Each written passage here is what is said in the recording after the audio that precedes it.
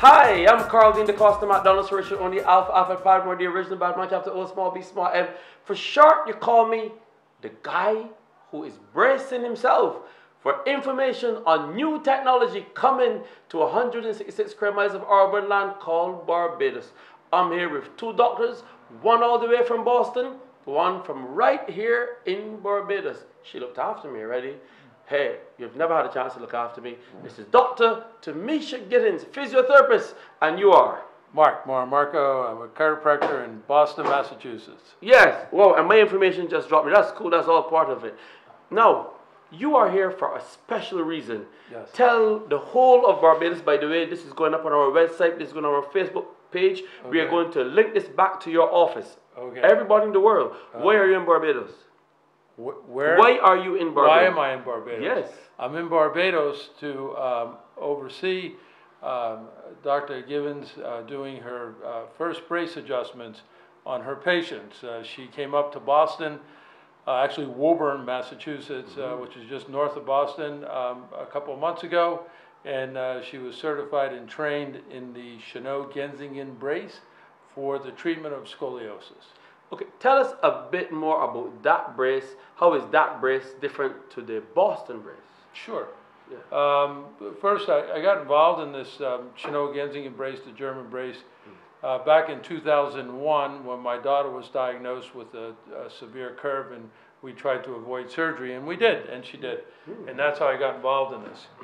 Now, this brace here, this is the Chanot-Genzingen brace. The reason it was developed in Genzingen, Germany, which is in the southwest Rhineland part of Germany. But it's different from the Boston brace. The Boston brace is a symmetrical brace. Okay. And this is an asymmetrical brace. Okay. So what we try to do, we attempt to overcorrect the spine if we can. So we shift it more than a symmetrical brace. Does that hurt? It does.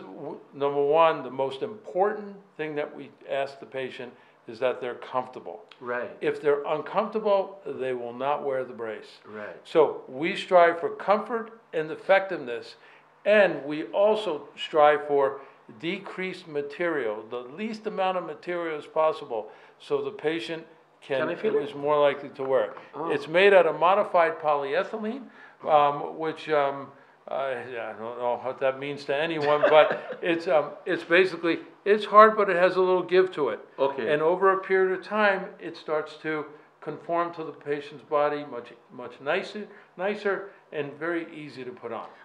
And the difference between a Boston brace, the Boston brace has the straps in the back. Right. This has the straps in the front. Okay.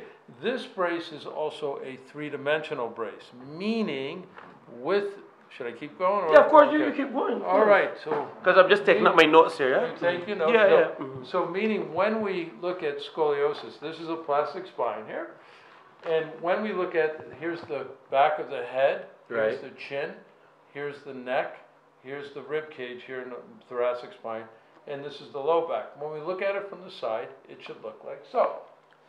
And when we look at it from the back this way, it should look like so. Right. And also, in twisting, it should be very straight here.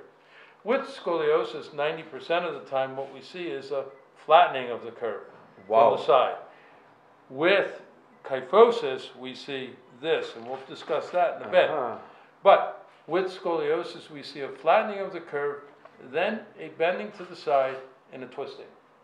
And that's what this brace does. This brace addresses the curve from the side, the curve this way, and the curve in rotation.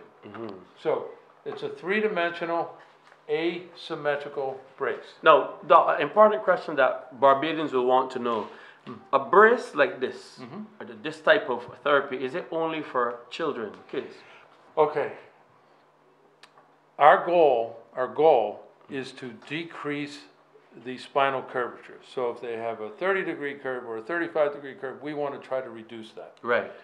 And we can get into studies about what to look for once they reach bone maturity if you'd like. But it's not, we do make them for adults as well. Right. We put them in, we can address reduction of the curve or attempt reduction in the curve with adolescents, juveniles, because they're still growing. Right. However, once you reach bone maturity, that's so difficult to do to get reduction in the curve. But we do make braces for adults for pain, if they have pain, and posture.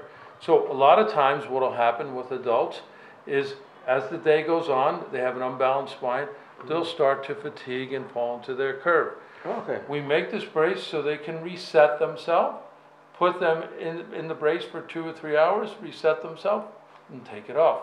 And we found that it has helped with pain reduction and posture. Because I was going to ask you that because you see a lot of people walking like that. So this here would help with pain reduction and with posture. That's correct. And they would feel With more adults. With adults. They would feel more comfortable and confident. Yeah. Yes. So let's go to Doc here. Absolutely. You were exposed to this training. How was it for you? First of all, what prompted you to do this type of study? Well, I had a patient with scoliosis, and then I realized that my general physical therapy training could not address this patient's pain and curve and stop the curve from getting worse. So then I did some research and I found Stroke best practice and saw how an exercise program, a curve specific exercise program, could halt curve progression and stop pain and even help with correcting of the curves. So I went up to Boston about 2 years ago and did my training in Stroke best practice. And then since then, I decided to do my training in the fitting of the Chanel Jensingen brace. Training like this for patients in Barbados, would you say that this is breakthrough technology? How would it enhance the population in terms of benefits to them? Well, yes, this is very new to the population in Barbados, and it is an alternative for surgery. Okay. It's a non-invasive technique that helps the patients not to get to the point of having to have surgery. Okay.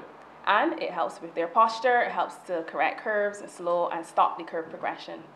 So we can halt the curve from getting worse so that they wouldn't have to have surgery. Yeah. Doc, persons looking on at this video may want to know the basic difference with scoliosis and kyphosis. Break it down in average terms using this that I can understand and that my grandmother watching can understand. There's a pretty girl at home watching that she can understand.